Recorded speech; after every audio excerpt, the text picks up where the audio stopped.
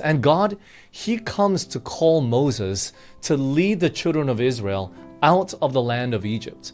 And you would have thought that after 40 years, Moses was already fit to lead the people. I mean, he spent his first 40 years in Egypt. He was born there. At the age of 12, he went into the Egyptian palace.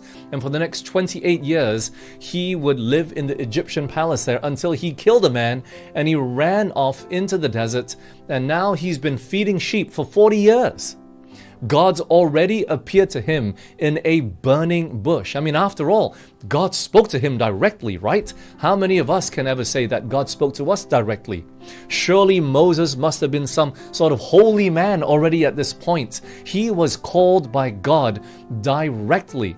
And you know, it's like the call of Samuel, the call of Paul. These men, they had direct encounters with God. And so Moses, he was like that as well. And so finally, after many excuses, I cannot speak, my tongue is slow of speech, God, they won't believe me, all these sort of excuses that Moses throws at God, He jumps over every single one of those excuses and He still calls Moses. And so finally, Moses is willing to heed the call of God and that conversation that God has with him. And so he finally takes off to go towards Egypt. And we read here in Exodus chapter 4, verse 19. And the Lord said unto Moses in Midian, Go, return into Egypt, for all the men are dead which sought thy life.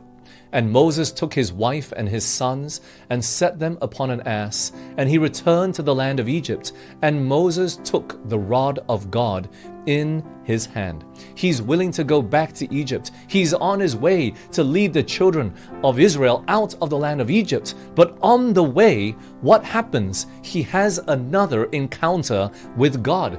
Exodus chapter 4, verse 24. Look at what the Bible says. And it came to pass by the way in the inn, that the Lord met him and sought to kill him. Friends, why did God want to kill Moses? What had happened? He had just called him to go to Egypt, and now he's standing there ready to kill him. What was it? Exodus chapter 4, verse 25 and 26 continues.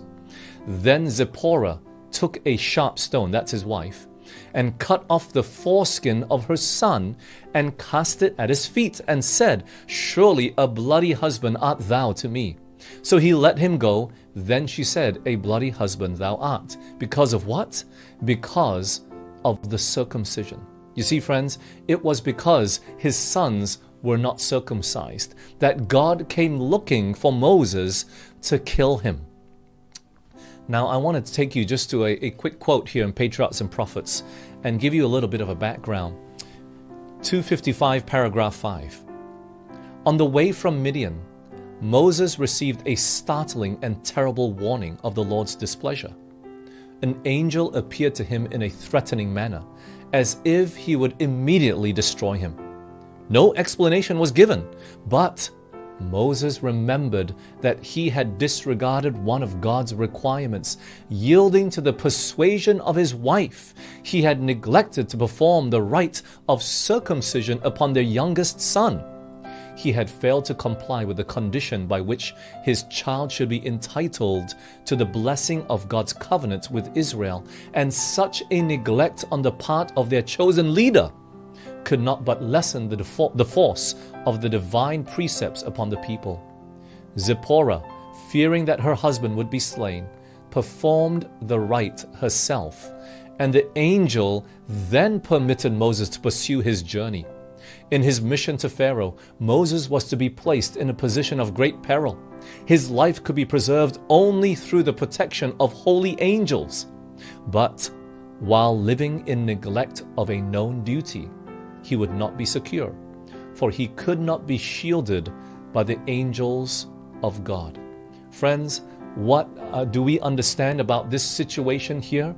Moses was living in neglect of known duty. He was living in understanding of a known sin. And you see, friends, this is not so important when a person is just living for themselves. If God doesn't call us to do anything, if we're just going about our day and we're not really caring about being a witness or wanting to be a blessing to other people, this is not such an issue if you are just living for yourself. But you see, Moses was not in that position. God had called him to stand before Pharaoh, the greatest monarch in the then known world at that time, of the greatest city, of the greatest country, and he needed all the assistance and protection that God would give him. So God, he was hot on Moses' trail. He was hot on his trail, in his pathway, ready to kill him and to destroy him.